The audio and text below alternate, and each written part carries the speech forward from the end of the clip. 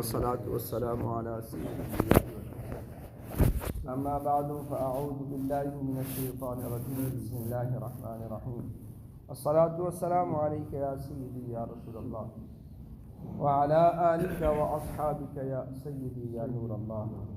عن أبي قتادة الأنصاري رضي الله تعالى عنه أن رسول الله صلى الله عليه وسلم كان يصلي وهو حامل أمامة بنت زينب بنت رسول الله صلى الله عليه وسلم ولأبي العاص بن ربيعة بن عبد الشمس فإذا سجد وضعها وإذا قام حملها. حضرت ابو قتادہ انصاری رضی اللہ تعالیٰ عنہ سے روایت ہے کہ رسول اللہ صلی اللہ علیہ وسلم نماز پڑھتے ہوئے اور امامہ بنت زید بنت رسول صلی اللہ علیہ وسلم اور بنت ابو العاص بن ربیعہ بن عبد الشمس کو گود میں اٹھائے رہتے، جب سجدہ کرتے رکھ دیتے، جب کھڑے ہوتے تو اٹھا لیا کرتے تھے. اور یوں ہی دوسری کتب حدیث کے اندر روایت مذکور ہے، حضرت بریدہ رضی اللہ عنہ کی روایت ہے. فرماتے ہیں نبی کریم صلی اللہ علیہ وسلم، مفہوم حدیث ہے، نبی کریم صلی اللہ علیہ وسلم خطبہ ارشاد فرما رہے تھے کہ اس دوران حسن اور حسین سرخ قمیص پہنے ہوئے گرتے ہوئے آئے. نبی کریم صلی اللہ علیہ وسلم نے دوران خطبہ اپنے خطبے کو روک کر امام حسن اور حسین کو اٹھایا اور دوبارہ خطبے کو شروع فرمایا. اور پھر کتب حدیث میں یہ احادیث بھی مذکور ہیں کہ نبی کریم صلی اللہ علیہ وسلم تلاوت کو لمبا کرنے کا ارادہ فرمایا کرتے تھے، مگر عورتوں کے ساتھ ان کے بچوں کی آوازوں کو سننے کے سبب سے، رونے کی آوازوں کو سنا کرتے تھے تو اپنی تلاوت کو مختصر کر دیا کرتے تھے. یہ احادیث جن کے اندر ذکر ہے کہ مساجد کے اندر بچوں کو لایا جاتا تھا، نبی کریم صلی اللہ علیہ وسلم بنفس نفیس خود لے کر بھی آتے تھے اور پھر ان کو گود میں اٹھا کر، جو حضرت امامہ بنت زینب رضی اللہ تعالی عنہ کا یہ واقعہ ہے کہ ان کو گود میں اٹھا کر نماز پڑھا کرتے تھے اور سجدے میں جاتے تو ان کو رکھ دیا کرتے تھے، سجدے سے اٹھتے ہوئے دوبارہ اٹھا لیا کرتے تھے. اور پھر دوسرے مقام پر نبی کریم صلی اللہ علیہ وسلم نے فرمایا کہ جنبوا مساجدکم صبیانکم ومجانینکم، کہ اپنی مسجدوں کو بچوں سے اور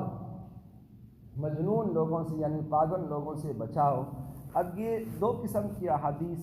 ہمارے سامنے ہیں کہ جن میں نبی کریم صلی اللہ علیہ وسلم کی روایات کے اندر بچوں کا تذکرہ موجود ہے، اور ایک روایت کے اندر فرمایا جنبوا مساجدکم صبیانکم ومجانینکم. اب ان دونوں حدیثوں کو یاد رکھیے گا، ہم نے نبی کریم صلی اللہ علیہ وسلم کے اعمال کو، ان کے افعال کو، ان کے اقوال کو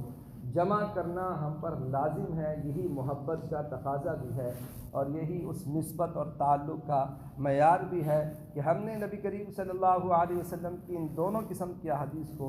جوڑنا ہے کہ کس طریقے سے دونوں پر عمل ہو سکے. ایسا نہیں ہے ہمارے لیے، بالکل یہ گنجائش نہیں ہے کہ ہم یہ کہیں کہ یہ ہاں جہاں پر صحت اور ذوق کا تعلق آتا ہے، یعنی کہ ایک حدیث بالکل صحیح ہے اور دوسری حدیث ضعیف ہے. ضعیف یاد رکھیے گا، صحیح جو حدیث صحیح ہے اور اس کے مقابلے میں صحیح نہ ہو، یہ بحث نہیں ہوا کرتی. بحث یہ ہے کہ صحیح ہے یا ضعیف ہے، کیونکہ میں آپ کو بتا چکا ہوں صحیح اور ضعیف کے درمیان کم از کم چار درجے ہیں کہ جو صحیح نہیں ہوگی، صحیح لنفسی ہی نہیں ہوگی، وہ صحیح لغیرہ ہی تو ہوگی، صحیح لغیرہ ہی نہیں ہوگی تو حسن لنفسی ہی ہوگی، حسن لنفسی نہیں ہوگی تو حسن لغیرہ ہی ہوگی. اس لیے یہ کہہ دینا کہ یہ حدیث صحیح نہیں ہے، اس کا مطلب قطعاً یہ نہیں ہوتا کہ وہ ضعیف ہے، بلکہ ضعیف تک پہنچنے میں اس کو 4-5 درجے طے کرنے پڑتے ہیں. یہاں پر اگر معیار کبھی ایسا ہو کہ دو قسم کی احادیثیں ہوں، ایک کو روایت کرنے والے سارے راوی بڑے عادل ہوں اور ان کے اندر کسی قسم کا کوئی ذوق نہ ہو راویوں میں، تو اس حدیث کو صحیح کہا جاتا ہے. اور دوسری روایت اگر دوسرے صحابیوں سے منقول ہوں اور ان افراد میں صحابی کے بعد تابعین، تابعین کے بعد تبع تابعین میں سے کوئی ایسا فرق شامل ہو جائے کہ جس کے کردار کسی بھی قسم کی آلودگی کی وجہ سے آلودہ ہے، جھوٹ کی وجہ سے، فسق کی وجہ سے کسی کا بھی کردار اگر آلودہ ہوگا تو اس حدیث کے اندر ذوق پیدا ہو جاتا ہے، یہ بات یاد رکھیے گا۔ اب یہ دو قسم کے حدیث ہمارے پاس ہیں، ہم کس طریقے سے ان کو جوڑیں گے؟ ایک میں تو نبی کریم صلی اللہ علیہ وسلم کی روایات ہے کہ حضرت امامہ بنت زینب کو لے کر آئے،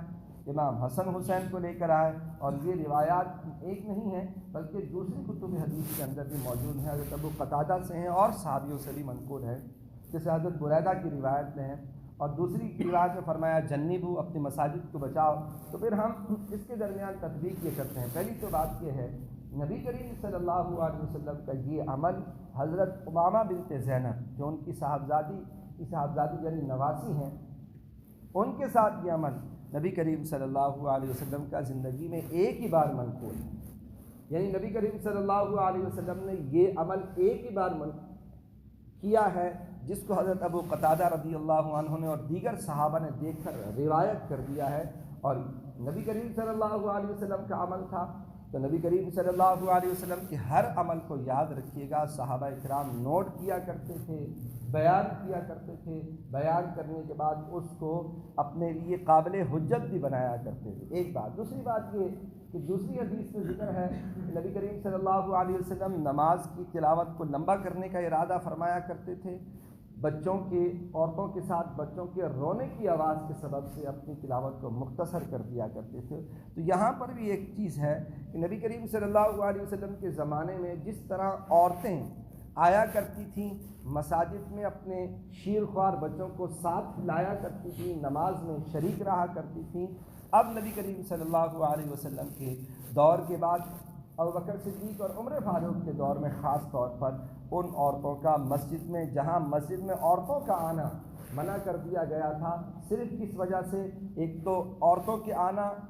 فتنے کی وجہ سے منع کیا تھا، پھر ایسے بچوں کا لے کر آنا کہ جس کی وجہ سے نماز کے اندر خلل واقع ہو، نماز کے اندر نمازی کے خشوع اور خضوع کے اندر فرق آئے، نماز کے اندر نمازی نماز پڑھ رہے ہوں اور بچے مسجدوں کے اندر اگر بھاگ رہے ہوں، جس کے سبب سے نمازیوں کی نماز کے اندر خلل آئے گا، اس وجہ سے بچوں کو بھی لانا منع فرما دیا گیا، اور صرف عمر فاروق کے قول کی وجہ سے نہیں بلکہ نبی کریم صلی اللہ علیہ وسلم کے اس قول کی وجہ سے کہ جنبوا مساجدکم صبیانکم ومجانینکم۔ اور پھر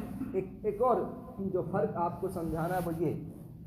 نبی کریم صلی اللہ علیہ وسلم سے روایات جو منقول ہیں بچوں کو لانے کی، وہ ان کا عمل مذکور ہے، یعنی نبی کریم صلی اللہ علیہ وسلم کا یہ معمول تھا کہ بچے لے کر آیا کرتے تھے، لیکن کہیں یہ نہیں حکم ارشاد فرمایا کہ بچوں کو مسجدوں میں لے کر آؤ، کہیں پر بھی یہ حکم نہیں فرمایا کہ بچوں کو مسجدوں میں لے کر آؤ۔ اچھا، بچوں سے مراد بچے ہی ہیں، یاد رکھیے گا، وہ بچے نہیں جو نماز پڑھنے کے قابل ہوں، ان کے حوالے سے نہیں، ان کو تو مسجد میں لانا لازم ہے، جو بچوں کے حوالے سے بات کریں۔ اور کیوں